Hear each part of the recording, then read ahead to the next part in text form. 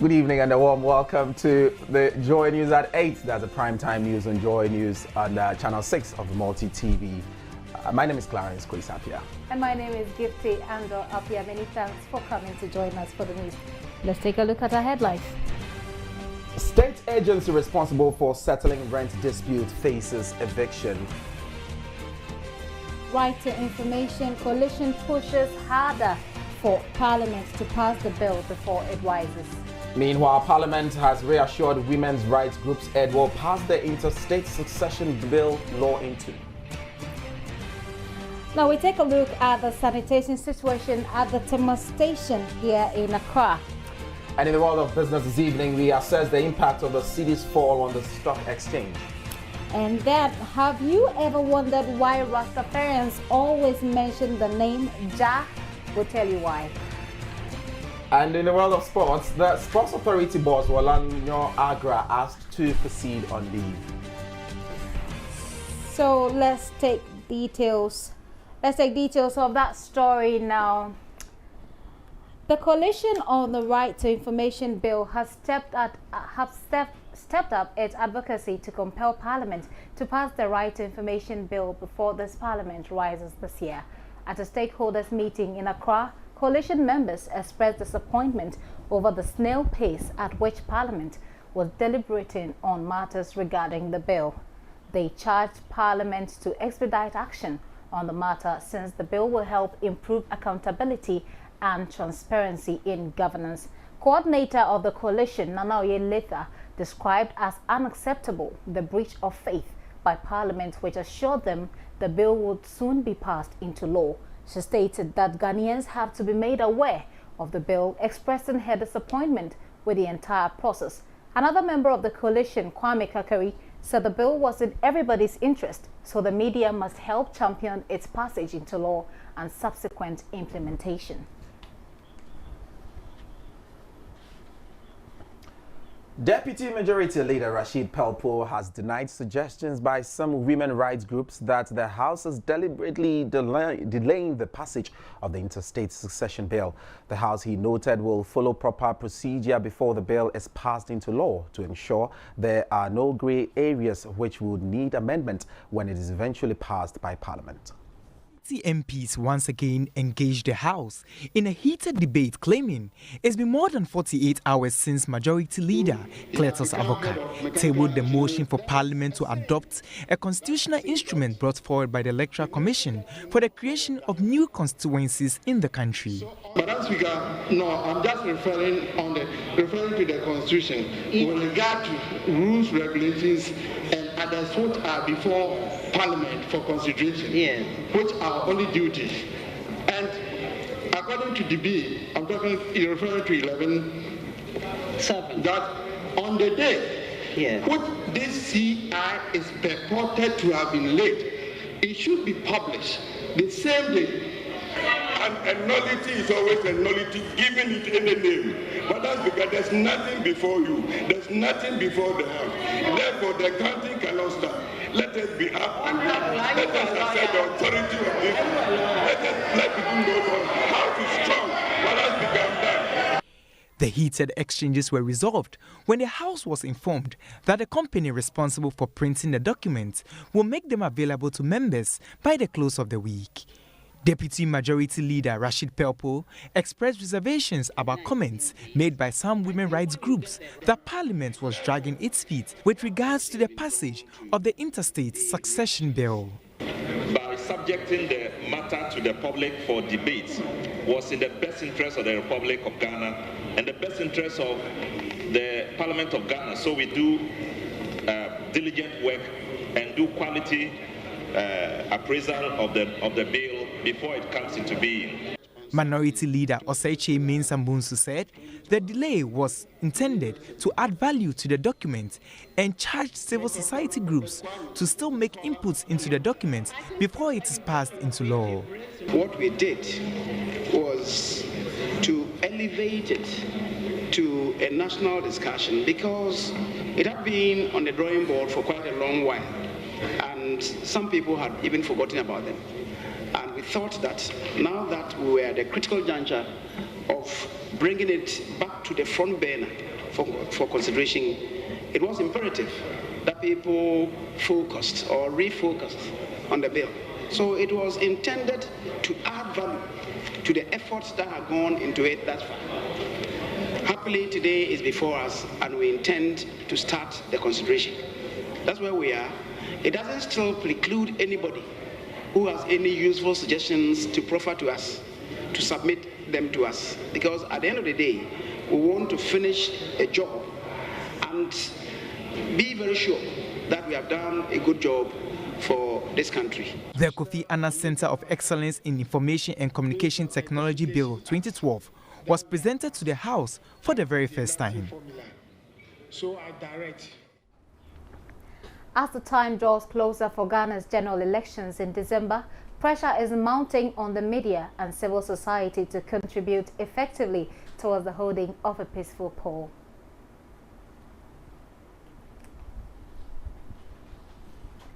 The multi-donor agency Star Ghana, which has been leading the campaign for peace in Ghana, has made available a $4.8 million grant to 45 civil society organizations and selected media houses to complement their efforts towards ensuring a peaceful poll in December.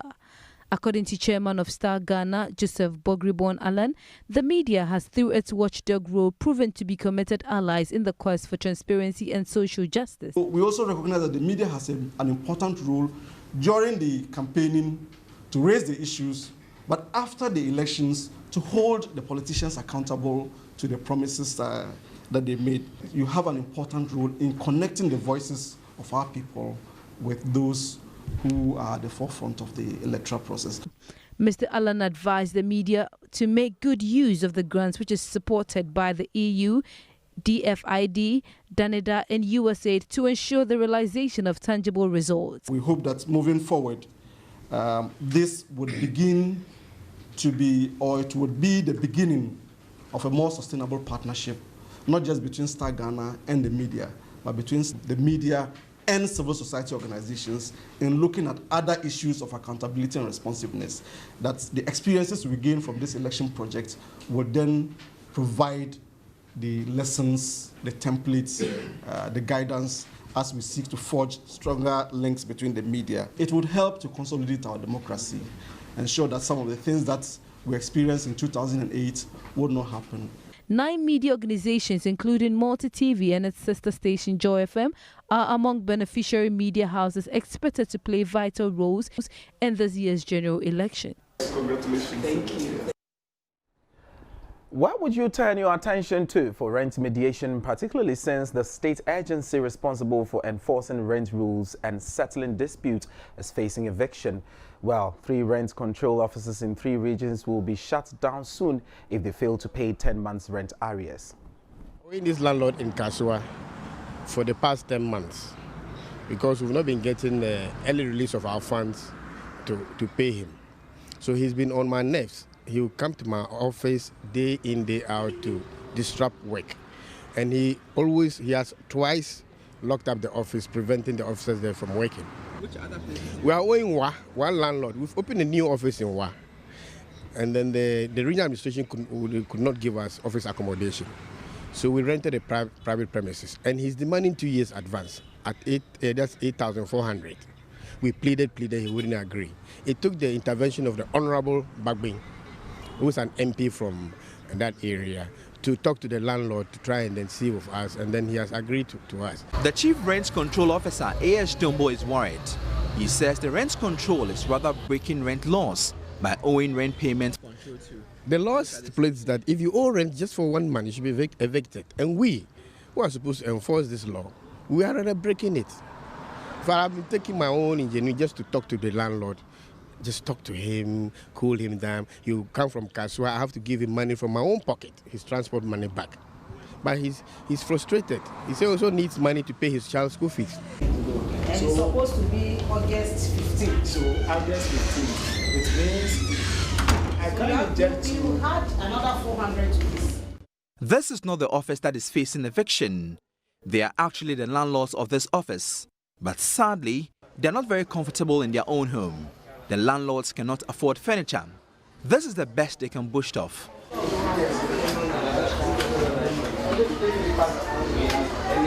Filing system is horrible, as papers are scattered in the office.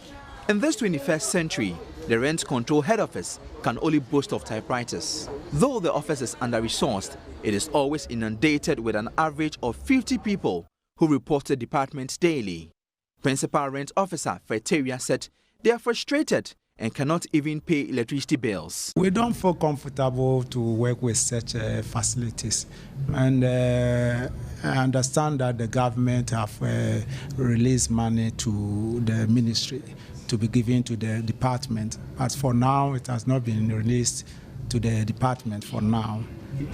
Yeah, it's very pathetic. We are not feeling comfortable at all. But what can I do? What can we do? It's only that the government should just come to our aid and help us to maybe also be comfortable to solve people's problems. Because already, parties are already furious. They are even angry before coming here. And you being the officer handling a case, you are not feeling comfortable. A complainant was shocked that the rent control cannot even pay its own rent and wondered where she would go if the mediators are also facing eviction. It's not normal for rent control to be owing their landlords. It's not normal, it's not okay. Why? Nowhere to go. I have to wait so that they settle their case. Then I'll come back. Yeah, the government has to do something about it. You have to pay them. Until government pays the rent mediators, they will continue to face deep scorn from their landlords.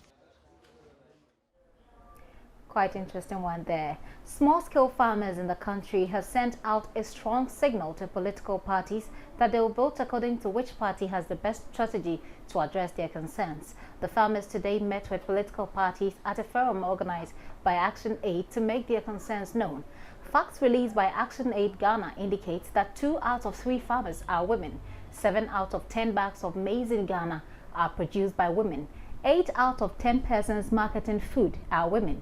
Yet only 2 out of 10 women get agricultural extension services. Meanwhile, only 1 out of 8 policy statements in the Gender and Agricultural Development Strategy of the Agric Ministry is operational. The CPP, MPP and PNC were represented at the meeting. What we want to tell them today is that we want them to increase funding to our smallholder farmers, to increase our tractor services, to increase the block farming they are giving to we the farmers, and credit facilities. It's no, even this year is none. So this is what we want to tell them. And they will know that when they say it on the air or when anything comes on the air and it is not done, there's no reality on the ground, then we will react. Because you have said, you have done this, where is it? If they don't do it, we will not vote for them. We are actually going to build consensus and the aspirants will sign pledge cards on what they are going to offer the farmers. So should they be elected and they do not go by the promise, at least there is a reference point that the farmers have that they can always refer to, and they will take a decision the next election whether they should continue to vote somebody in power or not. Our simple message is that if the person is not agriculture, smallholder agriculture sensitive, do not vote for the person. Top, yes, everybody is asking for their bit of the national cake. It's true. To me, it seems they are fed up with all talk. Now they need some action. We hope so. So you're still watching Joy News at 8, and it's live from our studios here. We'll be right back with some more news. Please stay with us.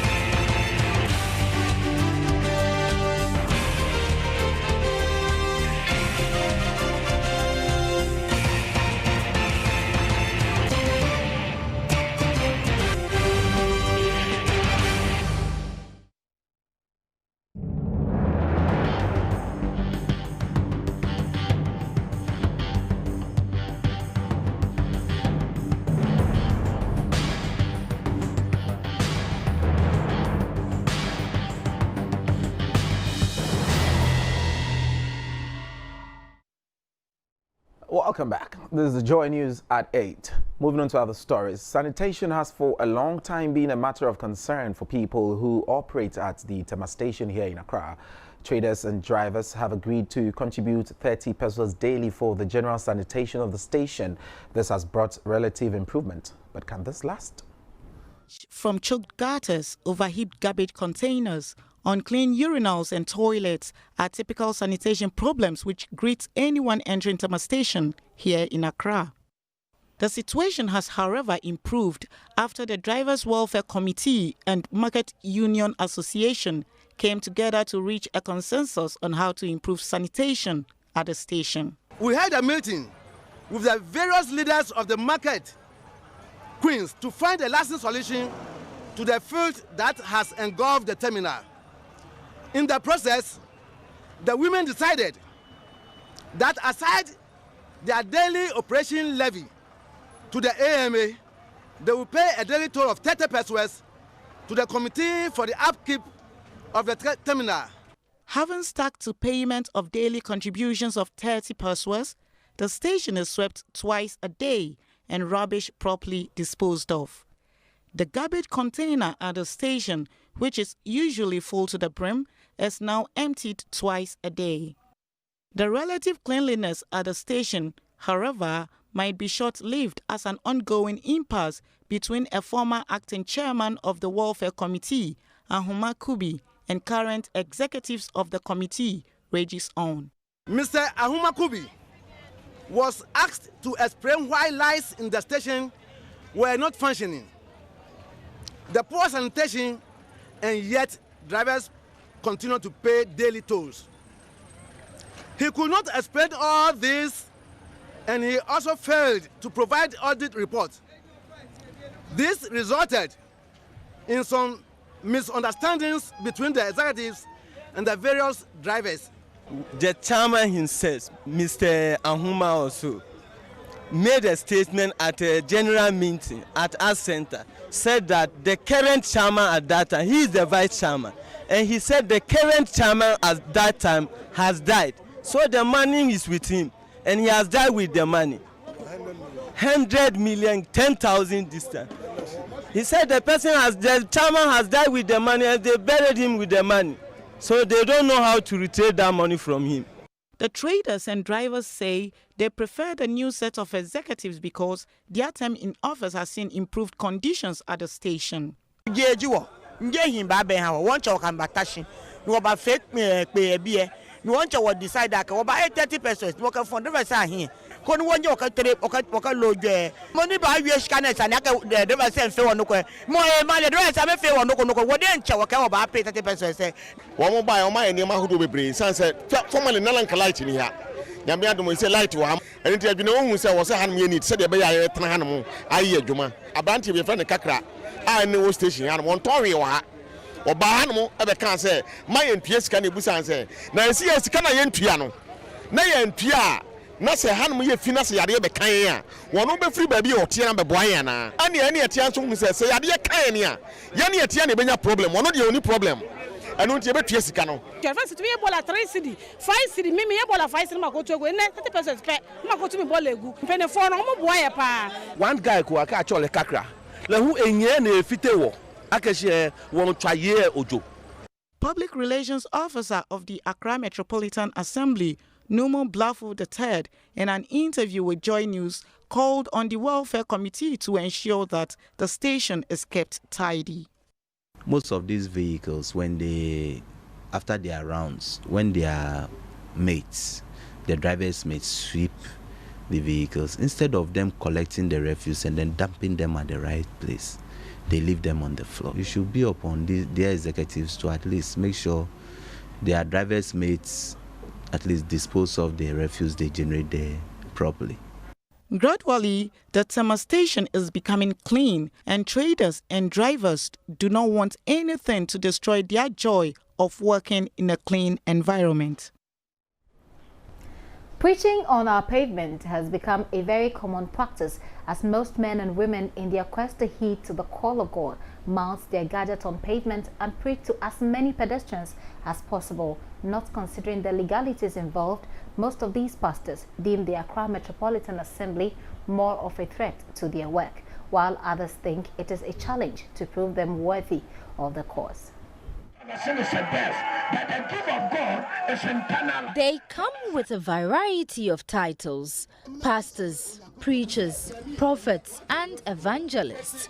For some of them, the strong belief that they have a calling by God is enough catalyst to wake up as early as 2 a.m. to make the journey to their vantage points of preaching.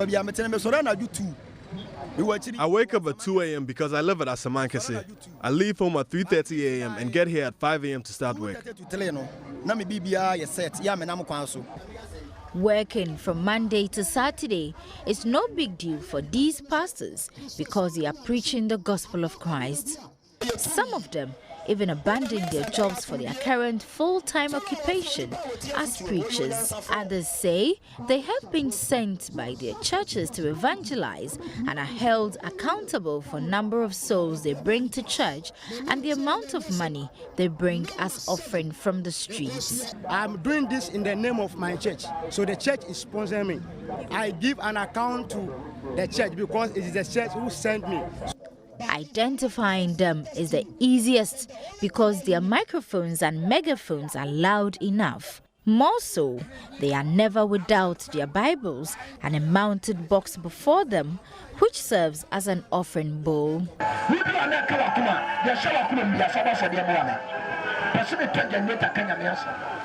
While some of these preachers say they use the money to buy their gadgets, others say they sent the money to their churches. Patience Labi is a preacher who says she gives her tithes on the total amount of money she receives each day. I live at Ofanko Barrier, so I leave home at 5:30 a.m. and get to my destination by 6 a.m. Sometimes I finish at 10 a.m., other times at 11. I used to work, but stopped when the call came to be a preacher.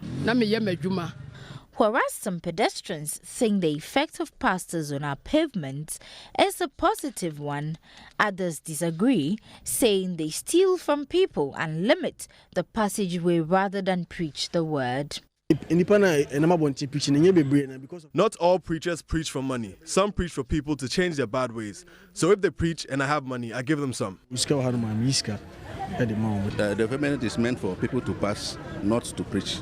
Some of them are just there to collect money. They don't even preach. The head of the Rapid Response Unit and chairman of AMA's Environmental Management Committee, Philip Lamte, says the noise and nuisance law makes it illegal for pastors to be on pavement and other public places preaching.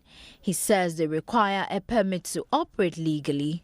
Task force officials mandated to arrest these pastors sometimes choose to rather walk by, look on and return to the office for fear of being labelled as wicked or non-Christian, simply for doing their jobs. This preaching activities on the road becomes illegal when we decide to apply the laws on the noise making or noise nuisance. They are supposed to take permits before doing any activity on the pavement.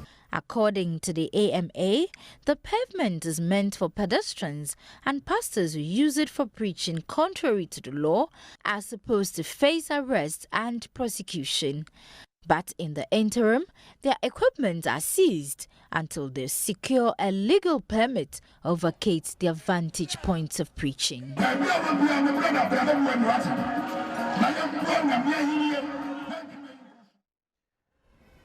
With the controversy surrounding the creation of new districts yet to settle, local government minister Samuel Ofosu-Ampofo has hinted of plans to elevate Sunyani and Techiman to metropolitan status early next year. According to him, the plan is in line with the Mills administration's commitment to deepen local governance and decentralization. Mr. Ofosu-Ampofo dropped the hint at the launch of the Frontier magazine at Sunyani. By the Bona Hafo Regional Coordinating Council, the special edition of the Frontier magazine seeks to highlight the numerous achievements, investment opportunities, as well as challenges faced by the 22 districts and municipal assemblies in the Bona Hafo region. The idea for the magazine was mooted by the Regional Coordinating Council and the Municipal and District Assemblies. According to local government ministers, Samuel Ofosu-Ampofo, both Sunyani and Techiman have what it takes to be elevated to metropolitan status and assure the residents of the two towns that massive infrastructural expansion will soon take off to facilitate the process. He commended the Bono Ahafo Regional Coordinating Council for the initiative, which he said would go a long way to complement the Green Book recently launched by the government. Mr. Ofosu-Ampofo charged MMDCs to effectively use their communication tools to propagate the achievements of President Mills' Better Ghana agenda and urged them to open up to the media. The information and feedback generated from the communication activity should be brought to bear on the district annual planning and decision making at all levels. This will enable district level programs implementation to be suitably delivered to the needs of the ultimate beneficiaries, the people. In this era of Better Ghana agenda, the need for the political and executive leadership of our assemblies to reflect collectively on how to translate development policy into practice and implement national social and economic programs in our localities is more urgent than before. Bono Ahafo Regional Minister Kojo Nyamiche Mafu, who gave a brief background of the project, maintained that the Frontier magazine has painted the real picture of the giant strides made by the NDC government in the region since 2009. The local government minister later presented copies of the Frontier magazine to a representative of the Bono Ahafo Regional House of Chiefs, Nana Juma. Nesta Kafui's Ajuman's report for Joy News. The Electoral Commission has released the list of new 45 constituencies it intends to create. The list comes out in spite of pending legal challenge preventing the EC from going ahead with the exercise. The new constituencies are as follows. We take it region by region. In the Greater Accra region, we have Ayawaso North, Okaikwe Central, Ablekuma West, Tema Central, Trobo, Botiano, English, Yamanfrom, Anya, Soutum. For the Ashanti region, we have Ashanti East, Manswe Dubia, Echiman Ngwabieja North, Menshia South, Dwabeng, Asante Akem Central, Seche Afam Plains, Ahafwano South East. And in Cape Coast North, Gomwa Central, Ewutu Senya East, Asin Central, Western region.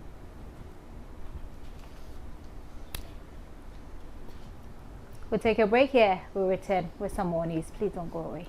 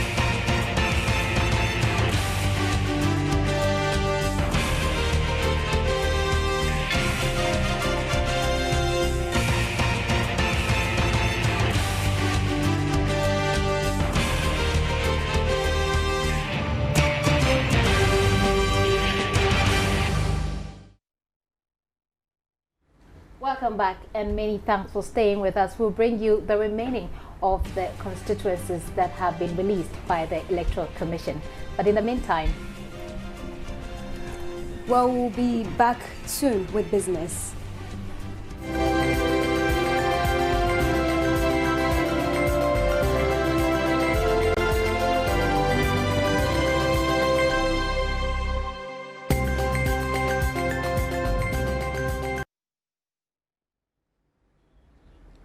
My name is Matilda Nyakwa Dennis. Thanks for joining me for business. In our first story for today, the cedi continues its downward trend, depreciating further to 1.95 within the banking sector. At the foreign exchange bureaus, a dollar is worth twice the cedi. According to the CEO of Cowbank Brokers Limited, David Tete, Ghana Stock Exchange has been badly affected by the cedi's depreciation. We haven't even done 1/20th of the volumes that we did last year. Most of the foreign investors have been on the sidelines because they are not comfortable with the rapid depreciation of the cedi. If you are putting your money in the market, or if you put your money in the Ghanaian market at the beginning of the year, you probably would have realized a return of around 7%, okay, measured by the GSE Composite Index. But if you were to convert that into dollars, and the cedi has depreciated more than 11%, so if you convert that into dollars, you would have made a return of -4%. Meanwhile, David Tete says more investments are needed in the productive sectors and an improvement in the export sector so the country can earn more foreign exchange. Now, still in business, small-scale mining in 2010 contributed over 1 million Ghana cedis to the country's economy. The sector also employs over 1 million youth and is currently responsible for about 23% of the country's gold production. But small-scale miners are not happy about their business that has been tagged as galamsey operations, which they say is robbing them of their livelihood. At a press conference to register their displeasure about the tagging of their business as galamsey operations, General Secretary of the Small Scale Miners Association, Eric Kofi Rivers, argued that they have permits from both the Mineral Commission and the Ministry of Lands and Natural Resources to operate. Galamsey is people who doesn't have license to operate. But now we have small scale mining in Ghana, which means those who are legalized. But now they've mixed the whole thing together. Galamsey and small scale miners are all galamsey people. Small scale is doing well in the country.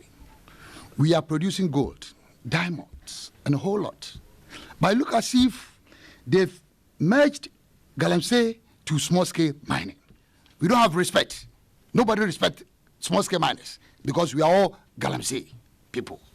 So please, let the whole world know that there's a difference between galamsey and the small-scale mining. The association, he noted, has contributed significantly to the country's economy and has outlined a number of policies to address the challenges of environmental degradation currently associated with their business. The association is putting a task force, making sure that where they have not devastated, we will not give chance for people to go and devastate. And where they have already been devastated, we are funding measures. So the measures is that we are trying as much as possible for every district to have at least one excavator and one dozer.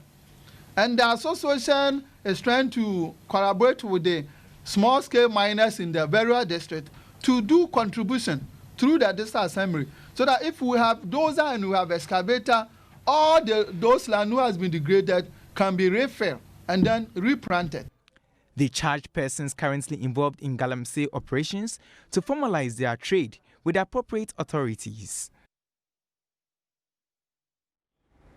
So we move to the Upper East region, where tricycle operators in the Upper East regional town of Boku are cashing in on a ban on the use of motorcycles in the town. The ban was necessitated by concerns about motorbikes being used to carry out attacks in the town. Upper East regional correspondent Albert Sori reports that the ban has led to an increase in demand for bicycles and tricycles. Since the coming into force of the motorcycle ban, some residents of Boko have resorted to using tricycles as their preferred mode of transportation. According to the tricycle operators, their business is now on the rise as market women hire them to cart their goods to and from the markets. This, they say, has made it easy for them to make ends meet. Some operators who spoke to Joy News asked that the ban on motorcycles be maintained. For us, we don't want them ride motor because ride motor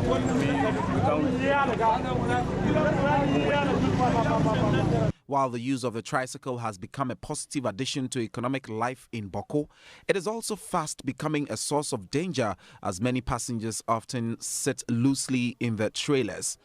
These vehicles are also overloaded, increasing the risk of accidents. Demand for bicycles is also on the rise, as it appears to be the second most preferred mode of transport. The prices of bicycles have doubled over the past year, turning around the fortunes of bicycle sellers. Because you know ride the motor, we ride the bicycle. That's why the bicycle managed to price go high. When they ride the motor, the bicycle it paid 800, 700, 750. The bicycle 2.5, 1.5, 2 million. Women are, however, allowed to ride motorcycles in the town. On that note, we end business for today. We ride on to entertainment. Coming up soon.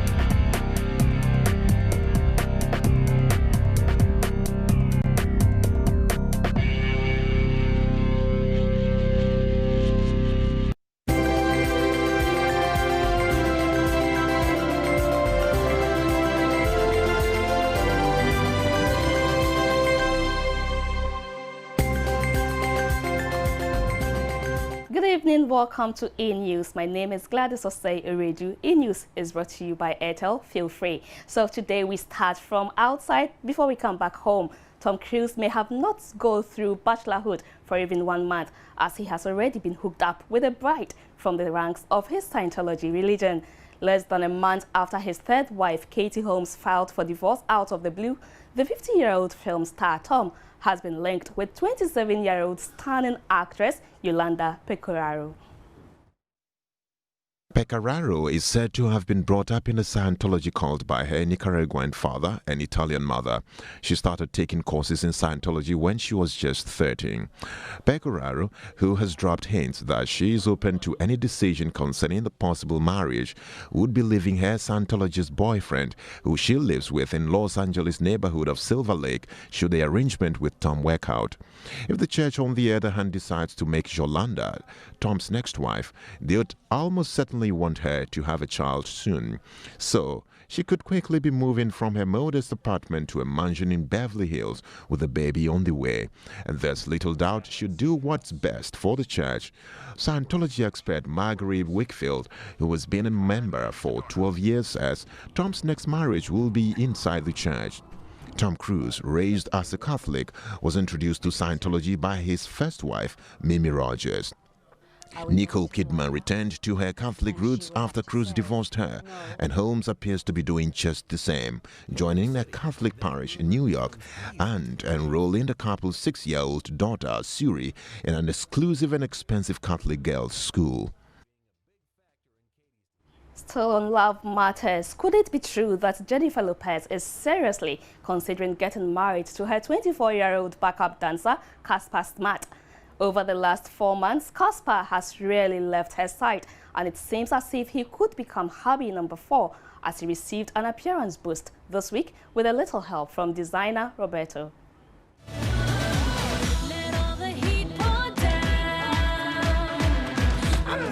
Reuters says 42-year-old J-Lo spent the last few days cuddling up to Smart on the set of her latest music video, Follow the Leader, in Acapulco, Mexico.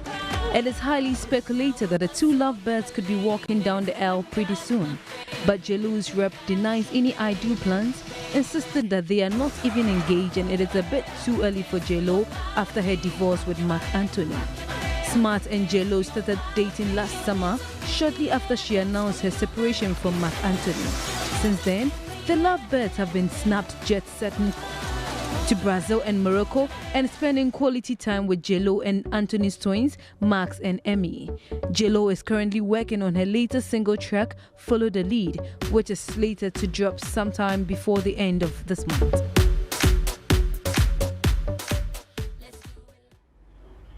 The hottest star mom, 30-year-old Beyonce, rocking a head full of new blonde tinted plates, cradled Blue Ivy protectively as they enjoyed some retail therapy in Manhattan. Onlookers were shocked the megastar and her baby were not surrounded by scary bouncers as they looked round a department store. And guess who wishes to be Beyonce? We bring you that right away. Bring the beat in. Throughout the shopping, Beyonce was seen carrying her new pride, her daughter, in her arms. And if her daughter wasn't giving her arm ache as she carried her around, then her newly braided hairdo looked pretty heavy to handle. Fans caught a glimpse of her cute 6-month-old baby who was sporting a thick head of curls similar to her mom's natural wave. There is no doubt most women across the world wish they were in Beyonce's shoes. And the latest addition to add to the wish list is US First Lady Michelle Obama.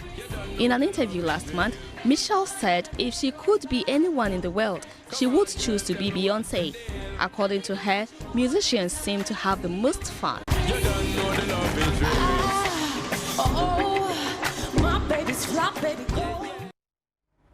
Now we come back home. Have you ever wondered why most Rastafarians are musicians and why they are always calling the name of Jah? Well, if you didn't know, Rastafarians are more religious and would always want to draw closer to their maker through song ministrations and the calling of his name, Jah.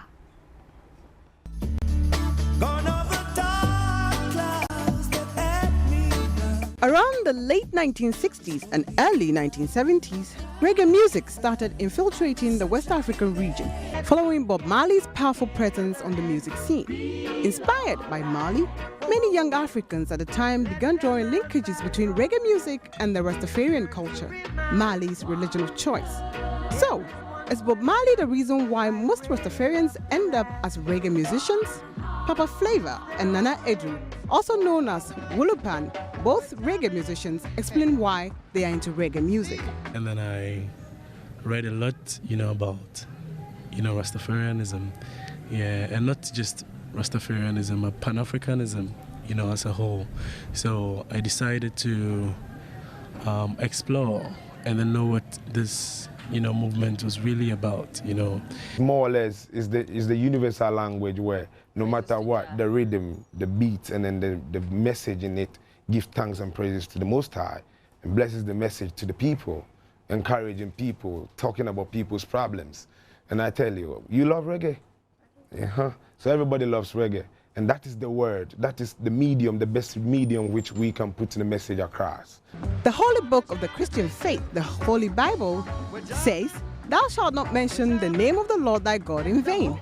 Jah in Rastafarianism refers to God Almighty. But hardly would the Rasta man sing or speak without chanting Jah Rastafari. But I believe if you see people calling that name in any time and in 2 times in a minute or a second, it's not in vain. But by then, people were blaspheming with God's name. All right? And up to now, we see people with microphones and talkaphones by the roadside calling God's name to take money from people. I call that vain. Back in the days, one was considered mad if he wore dreadlocks, but these days, people from all walks of life are sporting dreadlocks with fashion as an excuse. How does the Rastaman feel about this new fashion trend? With people wearing locks up and down, here and there and up and down, unlike gone are the days, it was not like that. So this time I believe people are appreciating the way of life. It's not a religion. It's not a religion where you tell me to go to Catholic or go to Pentecost or go to Orthodox. You see, we are one. Rasta brings us under one umbrella. There is an assertion that every Rasta man smokes what some refer to as weed, or in Tampe, the Rasta man calls it ganja. And I defend the herb all the time, trust me, because the herb is spiritual, and not to talk too much about the herb so as it will cause some confusion otherwise to some people, but I defend the herb no matter where I go on, you know. I smoke the weed. I believe in the weed. I eat the weed. If you come to my fridge, it's the best and the first vegetable. But the Rastafarian movement holds many positive prospects, especially as it rallies Africans both on the continent and abroad to cherish their ancestral homeland and to create unity in the face of neocolonialism. Well, that's it on E-News. Sports is up next. Thanks so much for your time.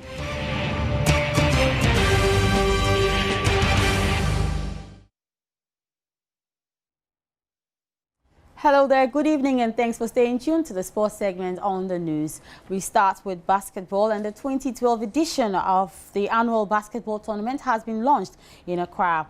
The community-based under-15 championship is scheduled to start on the 28th of July in the Ashanti region. The 2012 Basketball Community Dance has been launched at the Aviation Social Center in Accra.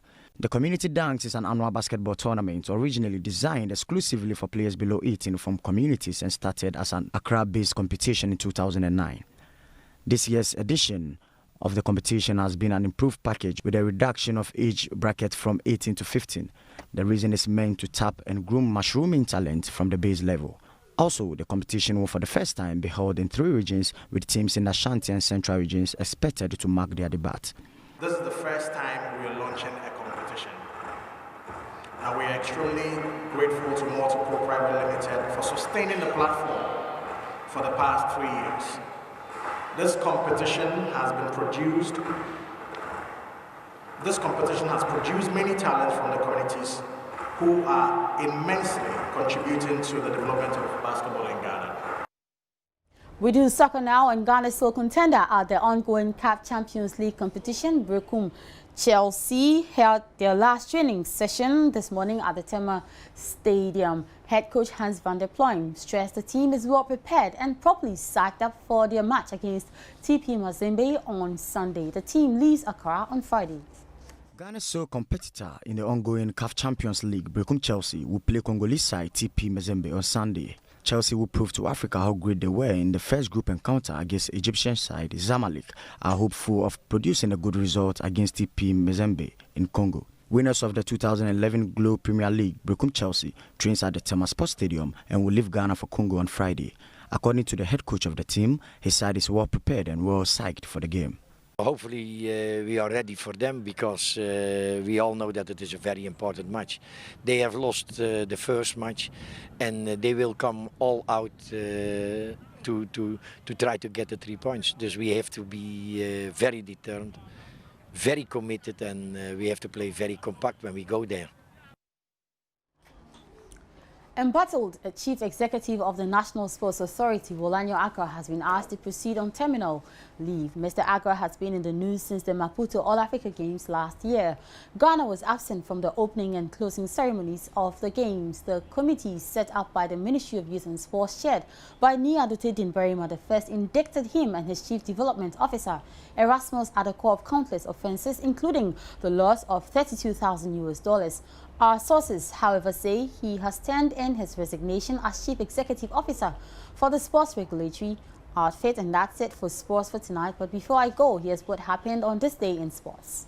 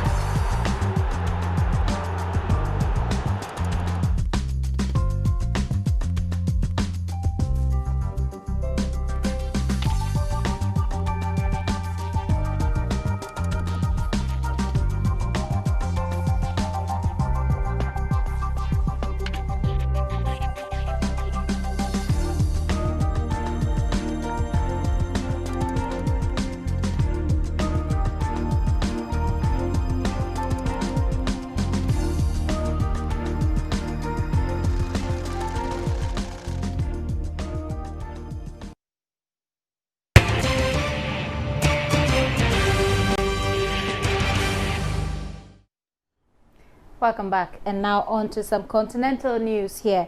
Omar Suleiman, who for years headed Egyptian intelligence under ousted President Hosni Mubarak, has died in the United States of America. He died in hospital in the early hours of today. General Suleiman, who was in his 70s, was appointed vice president by Mubarak in the last days of his rule. He made a bid to stand for president in this year's election but was disqualified for technical reasons. He was seen as a mysterious figure both inside and outside Egypt and played a behind-the-scenes role in issues such as relations with the U.S. and Israel. That is all we have for you for now. Join us.